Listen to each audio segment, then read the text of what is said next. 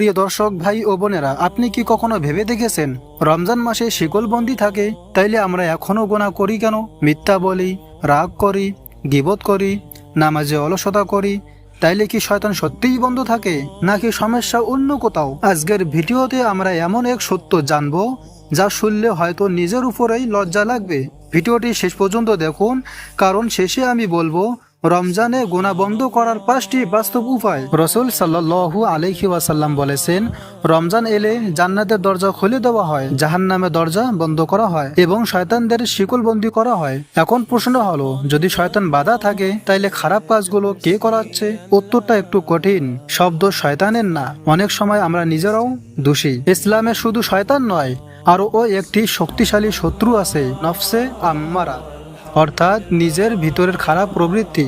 আল্লাহ বলেন, নিশ্চয় নফস মানুষকে মন্দ কাজের দিকে প্ররোচিত করে। অর্থাৎ শয়তান না থাকলেও আমাদের ভিতরের নফস গুনাহের দিকে ঠেলে দেয়। রমজান শয়তানকে দুর্বল করে, কিন্তু আমাদের নফসকে ট্রেনিং না দিলে গুনাহ বন্ধ হয় না। ভাবুন, যদি কেউ 11 মাস গীবত করে, মিথ্যা বলে, অশ্লীল জিনিস দেখে, হঠাৎ রমজান এলে কি সব বন্ধ হয়ে যাবে? না, কারণ গুনাহ অভ্যাস হয়ে গেছে। রমজান আমাদের সুযোগ দেয়, কিন্তু বদলানোর সিদ্ধান্ত আমাদের নিতে হবে। অনেকে রোজা রাখে কিন্তু নামাজ পড়ে না, অনেকে তারাবি পড়ে কিন্তু রাগ নিয়ন্ত্রণ করে না।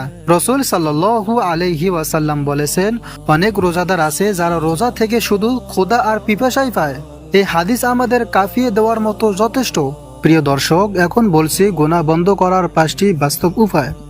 1 নম্বরে পরিবেশ বদলান, খারাপ সঙ্গ ত্যাগ করুন। 2 নম্বরে মোবাইল নিয়ন্ত্রণ করুন, সবচেয়ে বেশি গুনাহ এখান থেকে। 3 নম্বরে বেশি জিকির করুন, খালি মন শয়তানের ঘর। 4 নম্বরে কুরআন তেলাওয়াত, প্রতিদিন অন্তত 1 পৃষ্ঠা। 5 নম্বরে তওবা ও কান্না, আল্লাহর কাছে সত্যিকারের অনুতাপ।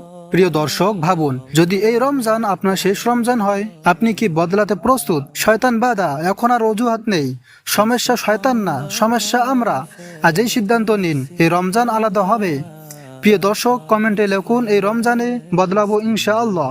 ভিডিওটি শেয়ার করুন, হয়তো কারো জীবন বদলে যাবে। আল্লাহ আমাদের নফসকে পরিশুদ্ধ করুক, আমিন।